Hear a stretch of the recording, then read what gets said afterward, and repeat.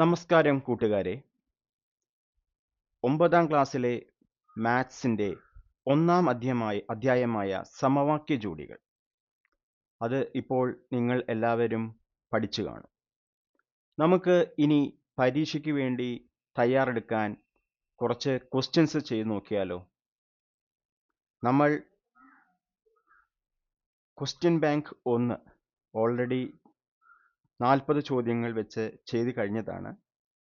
ഈ ക്വസ്റ്റ്യൻ ബാങ്കിൽ 50 ചോദ്യങ്ങളാണ് ഉണ്ടാവുക. അതിൻ്റെ ഒന്നാമത്തെ പാർട്ടാണ് ഇത്. ഒന്നാമത്തെ ചോദ്യം മുതൽ 15ാമത്തെ ചോദ്യം വരെയാണ് ഇതിൽ ചെയ്യാൻ പോകുന്നത്. അപ്പോൾ നമുക്ക് ഈ ക്വസ്റ്റ്യൻ ബാങ്കിൻ്റെ ചോദ്യാവലികളിലേക്ക് പോകാം. ഓക്കെ, ഇതാണ് ഒന്നാമത്തെ ചോദ്യം. 1 മാർക്കിൻ്റെ ചോദ്യമാണ്. സിമ്പിളായ ചോദ്യമാണ്. രണ്ട് സംഖ്യകളുടെ തുക 50ഉം അവയുടെ വ്യത്യാസം 10ഉം ആയാൽ വലിയ സംഖ്യ ഏതാണ്? ഇവിടെ നമുക്ക് രണ്ട് സംഖ്യകളുടെ തുക 50 തന്നിട്ടുണ്ട്, അതുപോലെ വ്യത്യാസം 10 തന്നിട്ടുണ്ട്. അപ്പോൾ വലിയ സംഖ്യ എങ്ങനെ കണ്ടുപിടിക്കാം? ഇതാണ് നമ്മുടെ എളുപ്പവഴി. തുകയും വ്യത്യാസവും കൂട്ടി പകുതിയാക്കുക. അപ്പോൾ ഇവിടെ തുക 50, വ്യത്യാസം 10. അപ്പോൾ 50 + 10/2 60/2 30. അപ്പോൾ വലിയ സംഖ്യ എത്രയായിരിക്കും? 30 ആയിരിക്കും. ഓക്കെ, ഇനി രണ്ടാമത്തെ ചോദ്യം. x + y 15, x - y 5 ആയാൽ y യുടെ വില എത്ര? ഇവിടെ നോക്കൂ, രണ്ട് സംഖ്യകളുടെ തുക 15, രണ്ട് സംഖ്യകളുടെ വ്യത്യാസം 5. ഇതിൽ x ആണ് വലിയ സംഖ്യ എന്നും y ആണ് ചെറിയ സംഖ്യ എന്നും നമുക്ക് മനസ്സിലാവും. കാരണം വലിയ സംഖ്യയിൽ നിന്നും ചെറിയ സംഖ്യയാണ് നമ്മൾ സാധാരണ കുറയ്ക്കാറ്. അപ്പോൾ ഇവിടെ y യുടെ വിലയാണ് കാണേണ്ടത്, അതായത് ചെറിയ സംഖ്യ. ചെറിയ സംഖ്യ എന്തായിരിക്കും? തുകയിൽ നിന്നും വ്യത്യാസം കുറച്ചതിൻ്റെ പകുതിയായിരിക്കും. ചെറിയ സംഖ്യയായ y ലഭിക്കാൻ തുകയിൽ നിന്ന് വ്യത്യാസം കുറച്ച് പകുതിയാക്കുക. അപ്പോൾ y എന്താണ്? 15 - 5/2.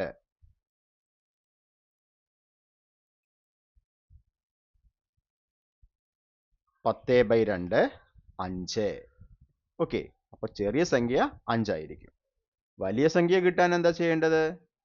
തുകയും വ്യത്യാസവും കൂട്ടിയിട്ട് പകുതിയാക്കുക. ഓക്കെ, അപ്പോൾ ഇവിടെ വലിയ സംഖ്യയായ x നമുക്ക് വേണമെങ്കിൽ എന്ത് ചെയ്യണം? 15 + 5/2 ചെയ്താൽ മതി. അപ്പോൾ നമുക്ക് x 20 എന്ന് കിട്ടും. 20 അല്ല, 20/2 എന്ന് കിട്ടും. അപ്പോൾ നമുക്ക് 10 എന്ന് കിട്ടും. ഓക്കെ, അപ്പോൾ ഈ ഒരു കാര്യം ഓർത്തു വെക്കുക. തുകയും വ്യത്യാസവും തന്നു കഴിഞ്ഞാൽ വലിയ സംഖ്യ അവയെ കൂട്ടിയതിൻ്റെ പകുതിയായിരിക്കും, ചെറിയ സംഖ്യ കുറച്ചതിൻ്റെ പകുതിയായിരിക്കും. ഇതാണ് സിമ്പിളായിട്ട് ഓർത്തു വെക്കേണ്ട കാര്യം. ഓക്കെ, മൂന്നാമത്തെ ചോദ്യം. ഒരു സംഖ്യയുടെ 3 മടങ്ങും മറ്റൊരു സംഖ്യയുടെ 2 മടങ്ങും തമ്മിലുള്ള തുക 40 ആണ്. ഇതിൻ്റെ ബീജഗണിത രൂപം എഴുതുക. ഒരു സംഖ്യയുടെ 3 മടങ്ങ്, അത് എങ്ങനെയാണ് നമ്മൾ എഴുതുന്നത്? 3x എന്ന് എഴുതാം. ഇനി മറ്റേ സംഖ്യയുടെ 2 മടങ്ങ്, ആ സംഖ്യ y ആണെങ്കിൽ 2 മടങ്ങ് എങ്ങനെയായിരിക്കും? 2y. അപ്പോൾ ഇതിൻ്റെ ബീജഗണിത രൂപം എന്തായിരിക്കും? തുക 40 എന്നാണ് പറഞ്ഞിരിക്കുന്നത്, അതുകൊണ്ട് 3x + 2y 40. ഓക്കെ,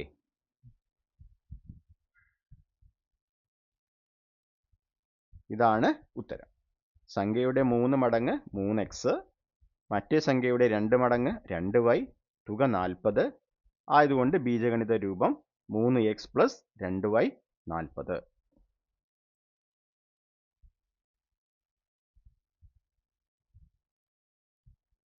നാലാമത്തെ ചോദ്യം.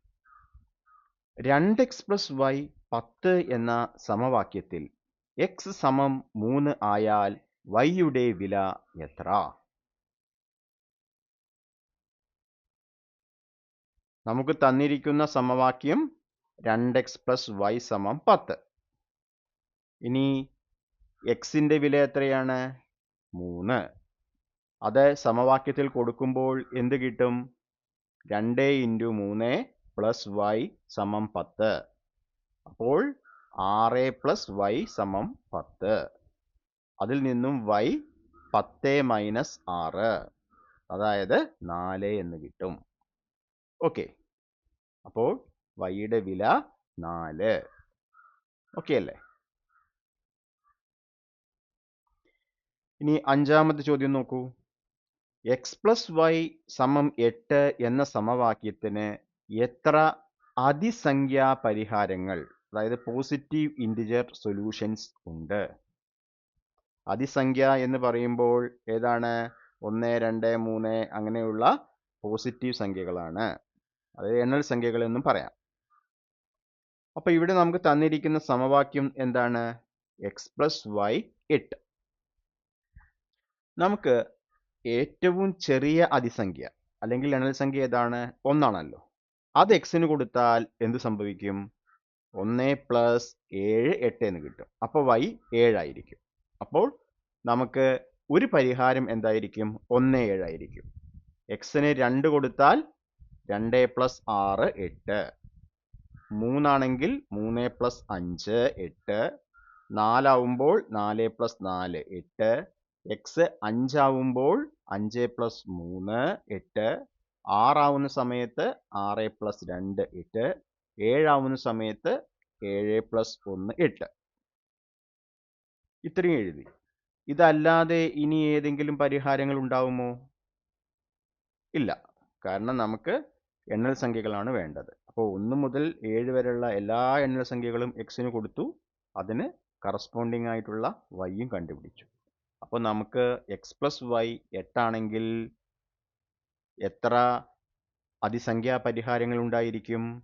ഇവിടെ 7 എണ്ണാണ് ഉള്ളത്. അപ്പോൾ ഉത്തരം 7 പരിഹാരങ്ങളായിരിക്കും ഉണ്ടാവുക. ഓക്കെ, എക്സ് പ്ലസ് വൈ 10 ആണെങ്കിൽ എത്ര അതിസംഖ്യാ പരിഹാരങ്ങൾ ഉണ്ടായിരിക്കും?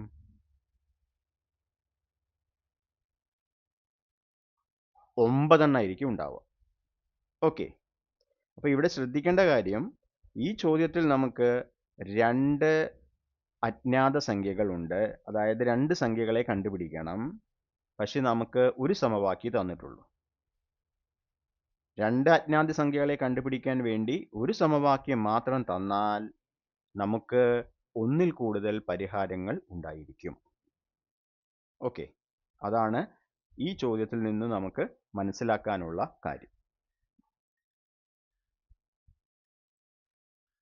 ആറാമത്തെ ചോദ്യം നോക്കൂ. ഒന്നിടവിട്ട 2 ഒറ്റ സംഖ്യകളുടെ തുക 36 ആണ്. സംഖ്യകൾ ഏവ? അതായത് 2 ഒറ്റ സംഖ്യകൾ, തുടർച്ചയായിട്ടുള്ള 2 ഒറ്റ സംഖ്യകളാണ്. തുടർച്ചയായ 2, അതാണ് ഒന്നിടവിട്ട 2 ഒറ്റ സംഖ്യകൾ എന്ന് പറയുമ്പോൾ. ഉദാഹരണം ഞാനിപ്പോൾ 11 എടുക്കുകയാണെങ്കിൽ 11 കഴിഞ്ഞാൽ 13. അപ്പോൾ ഒന്നിടവിട്ടു, 1 വിട്ടിട്ടാണ് 13 വരുന്നത് അല്ലേ? 11 കഴിഞ്ഞ് ഒരു ഇരട്ട സംഖ്യ വന്നു, പിന്നെ ഒരു ഒറ്റ സംഖ്യ. അപ്പോൾ ഒന്നിടവിട്ട 2 ഒറ്റ സംഖ്യകളുടെ തുക 36. ഓക്കെ, അപ്പോൾ 11 പിന്നെ 13, അതൊരു ഉദാഹരണം. വേറെ ഉദാഹരണം 25 27. ഓക്കെ, പക്ഷെ ഇവിടെ പറയുന്നത് അങ്ങനത്തെ 2 എണ്ണം എടുക്കുമ്പോൾ തുക 36 കിട്ടണം. അപ്പോൾ സംഖ്യകൾ ഏതൊക്കെയാണെന്നാണ് ചോദ്യം. അപ്പോൾ നമുക്ക് ഇവിടെ എന്ത് ചെയ്യാം? ആദ്യത്തെ ഒറ്റ സംഖ്യ എക്സ് ആണെന്ന് വിചാരിക്കാം. ഓക്കെ, അപ്പോൾ ഉദാഹരണമായിട്ട് ഇപ്പോൾ നമ്മൾ പറഞ്ഞു 13. ഓക്കെ, അപ്പോൾ എന്താണ് അടുത്ത ഒറ്റ സംഖ്യ ആരായിരിക്കും? 15 ആയിരിക്കും. അപ്പോൾ ഇതിൽ നിന്ന് ഇത് കിട്ടാൻ എന്ത് ചെയ്യണം? നമ്മൾ ഇവിടെ 2 കൂട്ടുകയാണ് വേണ്ടത്. അപ്പോൾ ആദ്യത്തെ ഒറ്റ സംഖ്യ എക്സ് ആണെങ്കിൽ രണ്ടാമത്തെ ഒറ്റ സംഖ്യ ആരായിരിക്കും? അതായത് ഒന്നിടവിട്ട അടുത്ത ഒറ്റ സംഖ്യ ആരായിരിക്കും? എക്സ് പ്ലസ് 2 ആയിരിക്കും. ഓക്കെ, അതാണ് അവിടെ കൊടുത്തിരിക്കുന്നത്. അപ്പോൾ രണ്ടാമത്തെ ഒറ്റ സംഖ്യ എക്സ് പ്ലസ് 2. ഇനി എന്താണ് പറഞ്ഞിരിക്കുന്നത്? തുക 36. അപ്പോൾ എന്ത് ചെയ്യുക? എക്സും എക്സ് പ്ലസ് 2ഉം കൂട്ടുന്നു. അപ്പോൾ നമുക്ക് 36 കിട്ടും. ഇതിൽ നിന്നും എന്ത് കിട്ടും? 2x പ്ലസ് 2 36 ആണെന്നും 2x 36 മൈനസ് 2 അതായത് 34 ആണെന്നും കിട്ടും. അപ്പോൾ x എന്തായിരിക്കും? 34/2 അതായത് 17 ആയിരിക്കും. അപ്പോൾ ആദ്യത്തെ ഒറ്റ സംഖ്യ 17 എന്ന് കിട്ടും. അപ്പോൾ രണ്ടാമത്തെ ഒറ്റ സംഖ്യ എന്തായിരിക്കും? 2 കൂട്ടുക, അപ്പോൾ 19 ആയിരിക്കും. അപ്പോൾ നമ്മുടെ സംഖ്യകൾ 17ഉം 19ഉം ആയിരിക്കും. ഓക്കെ, ഇത് ഒന്ന് ആലോചിച്ച് നോക്കുക. കാരണം ഇത് ഒന്ന് ചിന്തിച്ചു കഴിഞ്ഞാൽ പെട്ടെന്ന് നമുക്ക് ചെയ്യാവുന്ന കാര്യമാണ്. അതായത് രണ്ട് ഒറ്റ സംഖ്യകൾ തമ്മിൽ എന്താണ് ബന്ധം? എപ്പോഴും എന്താണ്? ഒരു ഒറ്റ സംഖ്യ കഴിഞ്ഞ് 2 കൂട്ടിയാൽ നമുക്ക് അടുത്ത ഒറ്റ സംഖ്യ കിട്ടും. ഓക്കെ, ആ ഐഡിയ വെച്ചാണ് ഈ ചോദ്യം നമ്മൾ ചെയ്തത്.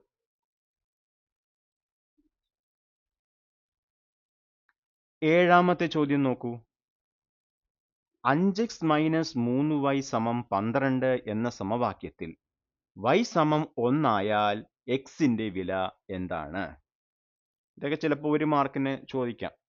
മൾട്ടിപ്പിൾ ചോയ്സ് പോലെ ചിലപ്പോൾ ചോദിക്കാം. അപ്പോൾ തന്നിരിക്കുന്ന സമവാക്യം 5x മൈനസ് 3y സമം 12. ഇനി yയുടെ വാല്യൂ എത്രയാ? 1 ആണ്. അതായത് കൊടുത്തു നോക്കൂ. അപ്പോൾ 5x മൈനസ് 3 ഇൻറ്റു 1 12 എന്ന് കിട്ടും. അപ്പോൾ 5x എന്ത് കിട്ടും? 12 പ്ലസ് 3 കിട്ടും. അതിൽ നിന്നും 5x 15 എന്ന് കിട്ടും. x എന്തായിരിക്കും? 15/5. അപ്പോൾ 3 ആയിരിക്കും ഉത്തരം. ഓക്കെ,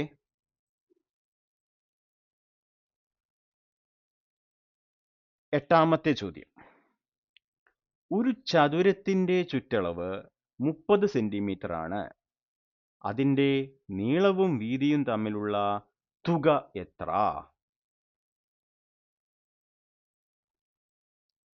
ചതുരത്തിന്റെ ചുറ്റളവ് കാണാനുള്ള ഫോർമുല എന്താണ്?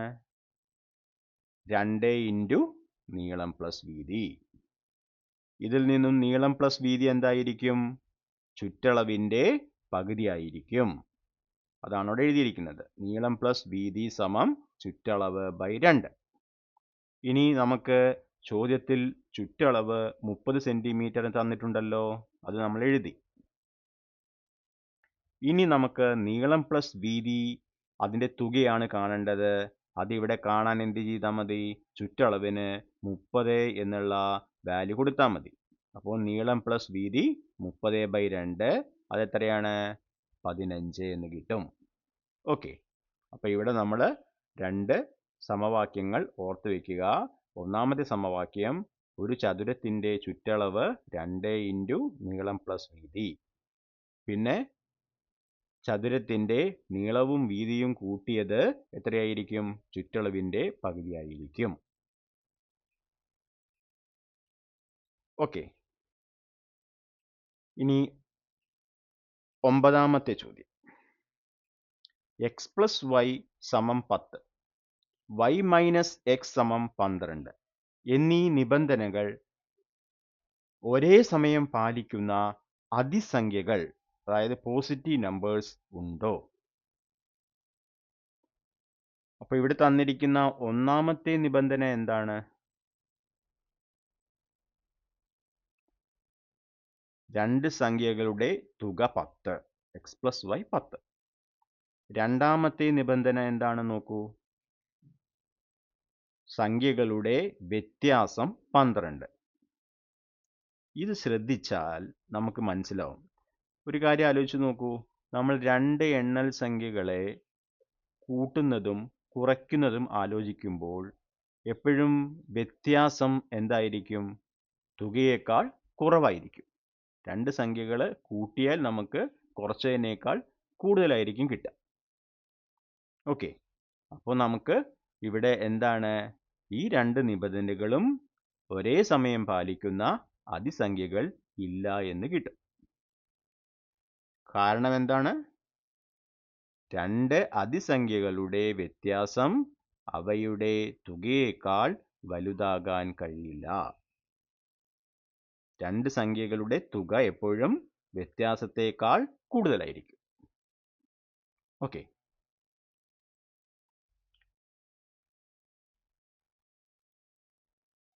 പത്താമത്തെ ചോദ്യം. ഒരു രണ്ടക്ക സംഖ്യയുടെ 10ന്റെ സ്ഥാനത്തെ അക്കം എക്സും 1ന്റെ സ്ഥാനത്തെ അക്കം വൈയും ആയാൽ ആ സംഖ്യയെ എങ്ങനെ പ്രസ്താവിക്കാം? അപ്പോൾ രണ്ടക്ക സംഖ്യയിലെ 10ന്റെ സ്ഥാനത്തെ അക്കത്തെ നമ്മൾ എന്ത് ചെയ്യണം? 10 കൊണ്ട് ഗുണിക്കണം. എന്നിട്ട് 1ന്റെ സ്ഥാനത്തെ അക്കത്തോട് കൂട്ടുകയാണ് വേണ്ടത്. അപ്പൊ നമ്മുടെ ഉത്തരം എന്തായിരിക്കും? 10 ഗുണിക്കണം എക്സ്, 10x പ്ലസ് 1ന്റെ സ്ഥാനത്ത് y, 10x പ്ലസ് y ആയിരിക്കും ഉത്തരം. ഓക്കെ, ഇതെല്ലാം നമ്മൾ റീക്യാപ്പ് ചെയ്യുന്നതാണ്. ഇതുപോലത്തെ ചോദ്യം നമ്മൾ നേരത്തെ ചെയ്തിട്ടുണ്ട്. 11ാമത്തെ ചോദ്യം നോക്കൂ. രണ്ട് സംഖ്യകളുടെ തുക 100 ആണ്. ഒരു സംഖ്യ മറ്റേതിനേക്കാൾ 20 കൂടുതലായാൽ ചെറിയ സംഖ്യ ഏത്? അപ്പോൾ ഇവിടെ തുക 100. രണ്ട് സംഖ്യകളുടെ വ്യത്യാസം 20 എന്ന് പറയാം. കാരണം ഒരു സംഖ്യ മറ്റേതിനേക്കാൾ 20 കൂടുതൽ എന്ന് പറയുമ്പോൾ അവർ തമ്മിലുള്ള വ്യത്യാസം എന്തായിരിക്കും? 20 ആയിരിക്കും. അപ്പോൾ തുക 100ഉം വ്യത്യാസം 20ഉം ആണെങ്കിൽ ചെറിയ സംഖ്യ കണ്ടുപിടിക്കാൻ എന്ത് ചെയ്താൽ മതി? അവരെ തമ്മിൽ കുറച്ചിട്ട് പകുതി എടുത്താൽ മതി. അപ്പോൾ 100 മൈനസ് 20/2 അതെന്തായിരിക്കും? 80/2 40. അപ്പോൾ ചെറിയ സംഖ്യ 40 ആയിരിക്കും. ഇനി വലിയ സംഖ്യ കാൽക്കുലേറ്റ് ചെയ്യാൻ പറഞ്ഞാൽ എന്ത് കിട്ടും? അപ്പോൾ ചെറിയ സംഖ്യ 40 ആയതുകൊണ്ട് വലിയ സംഖ്യ എന്തായിരിക്കും? രണ്ടും കൂട്ടിയാൽ 100 ആണ്. അപ്പോൾ 100ൽ നിന്നും 40 കുറയ്ക്കുന്നു. അപ്പോൾ നമുക്ക് 60 കിട്ടും. ഓക്കെ,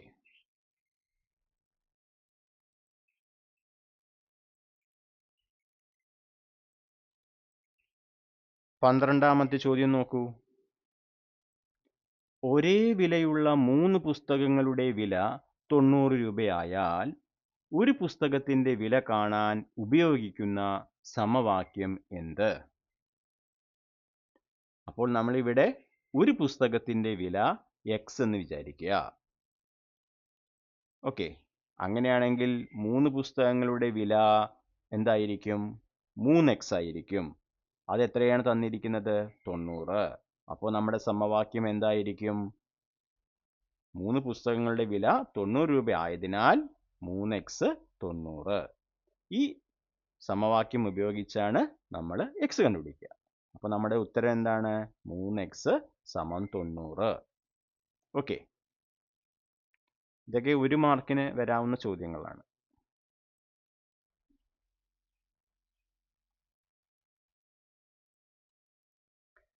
ഇനി ഇത് നോക്കൂ. 13ാമത്തെ ചോദ്യം. രാഹുലിന്റെ കൈവശം കറുപ്പും ചുവപ്പുമായി ആകെ 15 മാർബിളുകൾ ഉണ്ട്. ചുവപ്പ് മാർബിളുകൾ കറുപ്പിനേക്കാൾ 3 എണ്ണം കൂടുതലാണ്. ഓരോ നിറത്തിലുള്ള മാർബിളുകൾ എത്ര വീതം?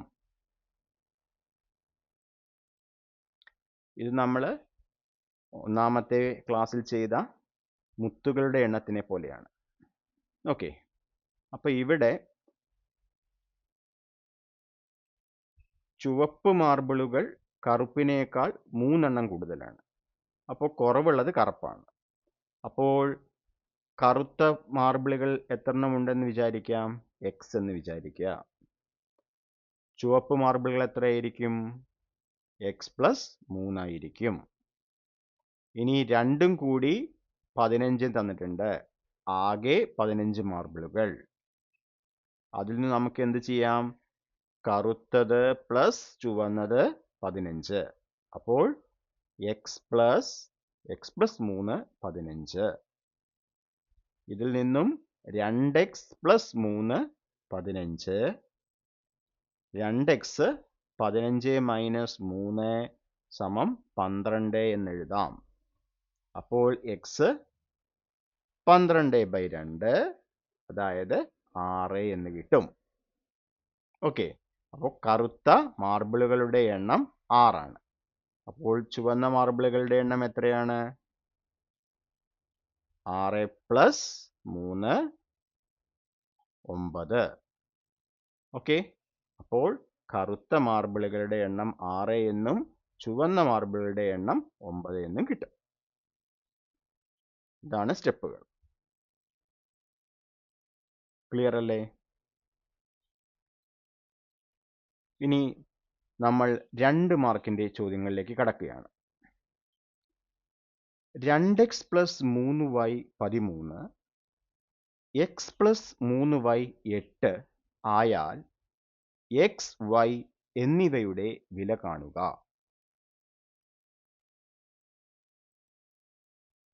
അപ്പോൾ തന്നിരിക്കുന്ന സമവാക്യങ്ങൾ ഒന്നെടുത്തെഴുതൂ. ഒന്നാമത്തെ സമവാക്യം 2x പ്ലസ് 3y 13. രണ്ടാമത്തെ സമവാക്യം x പ്ലസ് 3y സമം 8. ഓക്കെ, ഇനി ഇവിടെ നമ്മൾ y-യുടെ ഗുണകങ്ങൾ ശ്രദ്ധിച്ചു നോക്കൂ. രണ്ട് സമവാക്യത്തിലും തുല്യമാണ്. അപ്പോൾ നമുക്ക് എന്ത് ചെയ്യാം? അത് ക്യാൻസലായി പോവാൻ വേണ്ടി കുറയ്ക്കണം. നമുക്ക് 1-ൽ നിന്ന് 2 കുറച്ചാലോ? അപ്പോൾ 2x മൈനസ് എക്സ്, അത് എക്സ് ആയിരിക്കും. 13-ൽ നിന്നും 8 കുറയ്ക്കണം. അപ്പോൾ എക്സ് 13 മൈനസ് 8 എന്ന് കിട്ടും, അതായത് 5 എന്ന് കിട്ടും. ഓക്കെ, ഇനി എക്സ് 5 ആയാൽ നമുക്ക് ഒന്നാമത്തെ സമവാക്യത്തെ എങ്ങനെ എഴുതാം? 2 ഇൻറ്റു 5 പ്ലസ് 3y സമം 13 എന്ന് എഴുതാം. അപ്പോൾ 10 പ്ലസ് 3y സമം 13 എന്നും 3y സമം 13 മൈനസ് 10 എന്നും കിട്ടും. അപ്പം 3y എന്തായിരിക്കും? 3 ആയിരിക്കും. അതിൽ നിന്നും y 3/3 എത്രയാണ്? 1 എന്ന് കിട്ടും. അപ്പോൾ നമ്മുടെ ഉത്തരം എന്തായി? x 5 എന്നും y 1 എന്നും കിട്ടും. ഓക്കെ, അപ്പോൾ ഇത്രയും സ്റ്റെപ്പുകളായി കഴിഞ്ഞാൽ അത് നമ്മുടെ ഉത്തരം x 5 എന്നും y 1 എന്നും കിട്ടും. അപ്പോൾ ഈ ചോദ്യത്തിൽ നമുക്ക് 2 സമവാക്യങ്ങൾ തന്നിട്ടുണ്ട്. അതിൽ ഒരു ചരത്തിൻ്റെ ഗുണകം തുല്യമാണ്, രണ്ടിലും തുല്യമാണ്. പിന്നെ ആ ചരത്തിൻ്റെ ചിഹ്നവും തുല്യമാണ്. അപ്പോൾ അത് ക്യാൻസലായി പോവാൻ വേണ്ടി നമ്മൾ എന്ത് ചെയ്യും? സമവാക്യങ്ങളെ കുറയ്ക്കും. ഓക്കെ, ഇവിടെ നമ്മൾ സമവാക്യം 1-ൽ നിന്നും സമവാക്യം 2 കുറച്ചത്.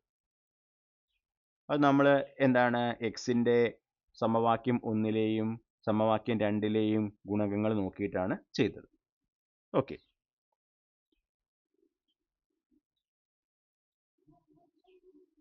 നമുക്കിനി അടുത്ത ചോദ്യത്തിലേക്ക് പോയാലോ? ഇതാണ് അടുത്ത ചോദ്യം. ഒരു മട്ടത്രികോണത്തിലെ ലംബകോൺ അല്ലാത്ത 2 കോണുകളുടെ വ്യത്യാസം 30 ഡിഗ്രിയാണ്. കോണുകൾ കണ്ടെത്തുക.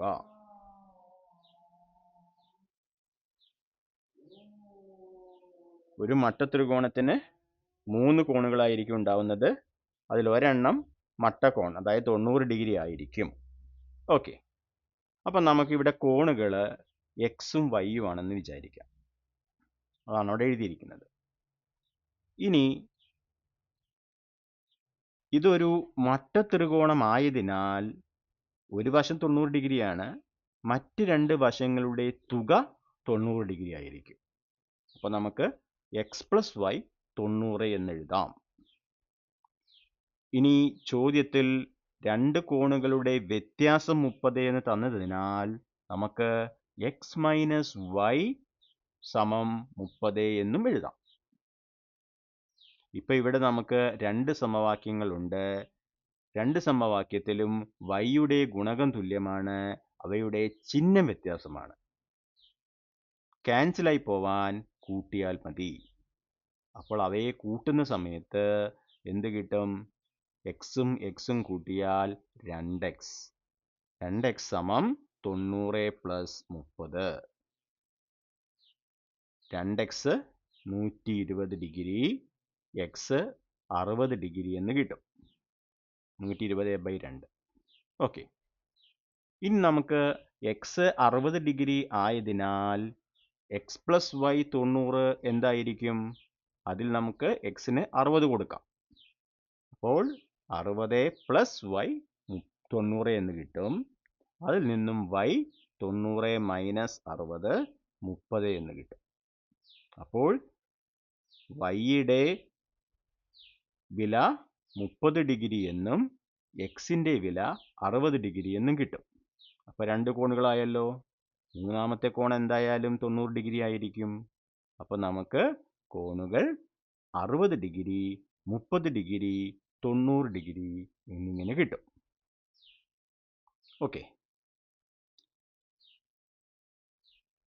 അപ്പോൾ നമ്മൾ ഈ വീഡിയോയിൽ കുറച്ച് 1 മാർക്കിൻ്റെ ചോദ്യവും അതേപോലെ തന്നെ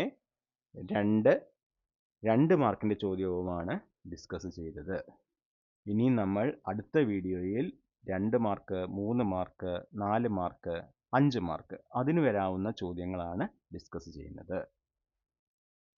അപ്പോൾ കൂട്ടുകാരെ, ഈ 15 ചോദ്യങ്ങളിൽ നിന്നും എങ്ങനെയാണ് ഉത്തരങ്ങൾ കണ്ടെത്തുന്നതെന്നുള്ളത് എല്ലാവർക്കും മനസ്സിലായി കാണുമെന്ന് വിചാരിക്കുന്നു. നിങ്ങൾക്ക് വീഡിയോ ഉപകാരപ്രദമായാൽ ലൈക്ക് ചെയ്യുക, അതേപോലെ ചാനൽ സബ്സ്ക്രൈബ് ചെയ്യുക, മറ്റുള്ളവർക്ക് ഷെയർ ചെയ്യുക. അപ്പോൾ എല്ലാവർക്കും താങ്ക് യു. നമുക്ക് രണ്ടാമത്തെ പാർട്ടിൽ കാണാം. Okay, by.